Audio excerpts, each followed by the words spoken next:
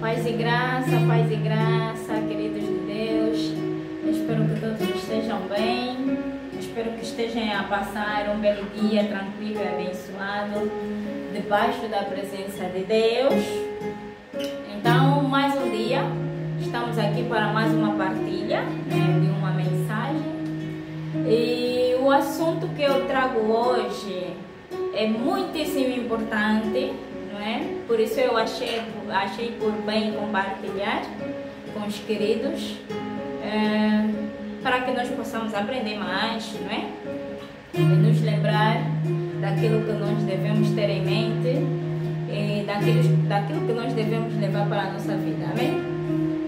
A palavra que eu trago hoje é sobre trago hoje três passos para o arrependimento.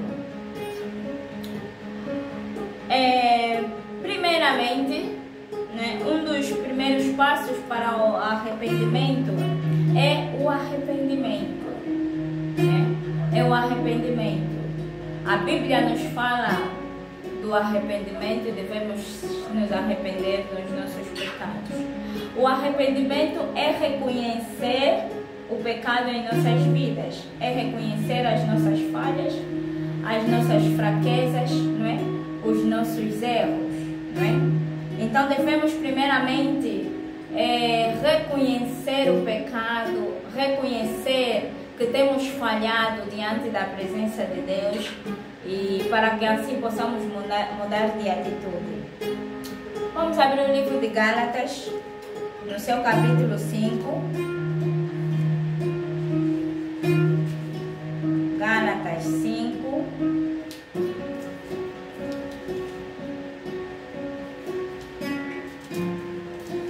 E o versículo 19. Diz assim a santa e bendita palavra agradável do Senhor. Porque as obras da carne são manifestas, as quais são prostituição, impureza, lascívia, idolatria, feitiçaria, inimizades, profias, emulações, iras, pelejas, dissensões, heresias, invejas, homicídios, bebedices, glutonarias e coisas semelhantes a estas, acerca das quais declaro, como já antes vos disse, que os que cometem tais coisas não herdarão o reino dos céus. Então a Bíblia nos fala sobre os pecados, não é? Então nós devemos nos afastar das concupiscências da carne, devemos nos afastar dos pecados, dos caminhos perversos, dos caminhos maus, não é? Devemos afastar o pecado de nossas vidas, porque todo aquele que anda em pecado, segundo a Sagrada Escritura diz, não herdará o reino dos céus. E nós como cristãos nós sabemos que nós vamos herdar o reino dos céus, não é? E temos que procurar e não andar no caminho do pecado, no caminho da mentira, da inveja, da prostituição, da lascívia, da calúnia, da blasfêmia. Nós devemos nos afastar de todas essas obras, não é? De todas as obras do mal. Amém? Então devemos mudar a nossa atitude, certo? Segundo passo é a mudança de atitude. Até antes de nós irmos para o segundo passo, eu queria compartilhar mais no segundo livro de Coríntios, 2 de Coríntios, no seu capítulo 7, 9 a 10, que diz o seguinte: agora fogo, não porque foste contristados, mas porque foste contristados para o arrependimento, pois foste contristado segundo Deus, de maneira que por nós não padeceste dano em coisa alguma, porque a tristeza segundo Deus opera arrependimento, para a salvação da qual ninguém se arrepende, mas a tristeza do mundo opera a morte. Aqui Paulo está a falar para os irmãos, em outras traduções, está aqui, agora me alegro, não porque foste contristados, mas porque a tristeza que os irmãos apresentavam, a tristeza que os irmãos tinham, essa tristeza era porque os irmãos reconheceram das suas falhas, reconheceram que andavam sobre o pecado e se arrependeram. Então essa tristeza, não é essa tristeza, não é a tristeza, não é a tristeza, ou seja, essa tristeza é uma tristeza que gera salvação, é uma tristeza que gera salvação, amém? Então é importante que nós nos arrependamos dos nossos pecados, das nossas iniquidades, para que possamos andar no caminho da salvação, no caminho da verdade. Amém? Porque é isso que Deus quer para nós, é isso que Deus quer para a nossa vida, para que nós deixamos o caminho mau e podemos andar no caminho da salvação, no caminho do bem, da verdade, praticando o bem. Amém? Segundo passo para o arrependimento é a mudança de atitude. É a mudança de atitude. Nós temos que mudar a nossa atitude. Porque com o arrependimento não basta só a gente reconhecer o nosso pecado, não basta só a gente estar triste, mas nós temos que mostrar aquilo que vem depois do arrependimento, não é? Que é a mudança das nossas ações, das nossas atitudes. Nós temos que mudar o nosso pensamento, mudar a nossa maneira, a nossa linguagem, mudar a nossa direção, mudar as nossas ideias, mudar o nosso caminho, mudar o nosso rumo, o nosso curso, não é?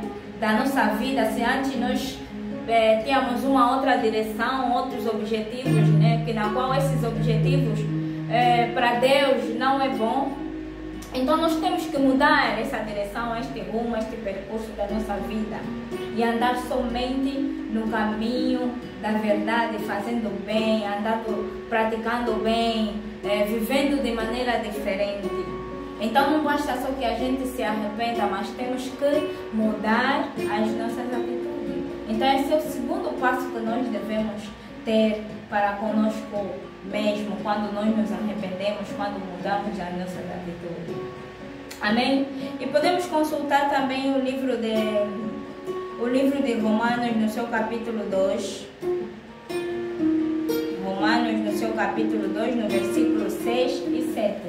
Que diz assim a santa e bendita palavra do Senhor: o qual recompensará cada um segundo as suas obras, a saber, a vida eterna aos que com perseverança em fazer bem procuram glória e honra e incorrupção. Mas a indignação e a ira aos que são contenciosos e desobedientes à verdade e desobedientes à iniquidade, Amém? Então é isso, nós devemos praticar o bem, nós devemos fazer o bem para que nós possamos alcançar a vida eterna. Então nós devemos, em todos os dias das nossas vidas, preservar o nosso caminho, estarmos atentos, vigilantes às nossas ações, às nossas atitudes, para que nós não andemos em pecado. Porque basta só a gente sair para a rua, irmos para a rua, nós podemos estar em situações que podem nos levar a pecar, porque nós somos seres humanos, podemos nos irar com alguém, podemos nos entristecer com alguém ao caminho, podemos falar mal com alguém. Então nós devemos estar atentos em situações, em circunstâncias, em todas as atitudes do nosso percurso, do nosso dia a dia, para que nós estejamos afastados do pecado. Amém? O terceiro passo é preencher a nossa vida com a presença de Deus. Primeiramente, nós temos que nos arrepender. Depois, nós temos que mudar as nossas ações, as nossas atitudes. Mas isso não basta só. Nós temos que preencher a nossa vida com a presença de Deus. Porque a nossa casa, o nosso coração, é o templo do Espírito Santo. E esta casa não pode estar vazia. Quando nós nos arrependemos, nós temos que estar revestidos pelo Espírito Santo. E sermos guiados por Deus. E temos que estar cheios da presença de Deus. Esta casa é templo do Espírito Santo, é morada de Deus. Não pode estar vazia a nossa casa. Então temos que preencher a nossa vida com a presença de Deus. E não basta somente também preencher a nossa vida com a presença de Deus, mas temos que fazer tudo aquilo que é certo para que Deus faça morada em nós, para que faça morada em nossas vidas. Se nós andarmos no caminho da verdade, no caminho certo, nós vamos estar revestidos com a presença de Deus. Atenção, queridos, porque não basta só nós falarmos que nós vamos fazer, mas nós temos que praticar, nós temos que fazer, ou seja, temos que levar em prática este preenchimento da nossa vida, este preenchimento de Deus em nossas vidas, em mudanças diárias, nossas atitudes, nossas ações, em oração, em jejum, na meditação da palavra, no estudo da palavra, compreender mais a palavra de Deus. E assim nós vamos estar longe de todo o pecado, nós vamos estar livre da culpa do pecado, nós vamos estar fora, debaixo da condenação, daquilo que nos condena, que nos condenava, porque outrora estávamos fora da presença de Deus, mas agora estamos diante da presença de Deus. O pecado já não nos condena mais. Amém? Então já não estamos debaixo da condenação do pecado. Nós somos livres em Cristo Jesus. Por isso devemos preencher a nossa vida com a presença de Deus.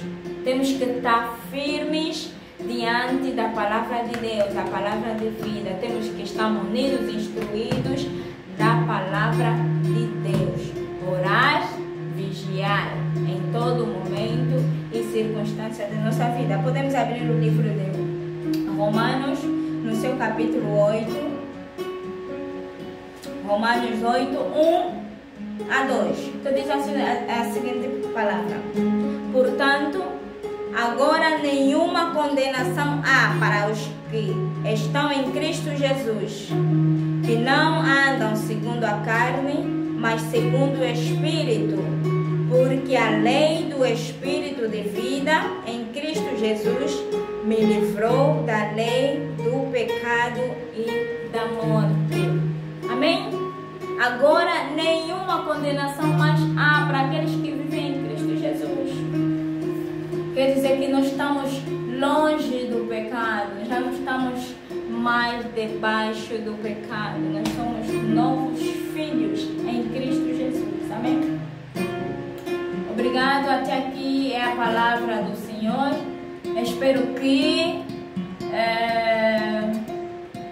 pude esclarecer, né, alguma situação, algum assunto.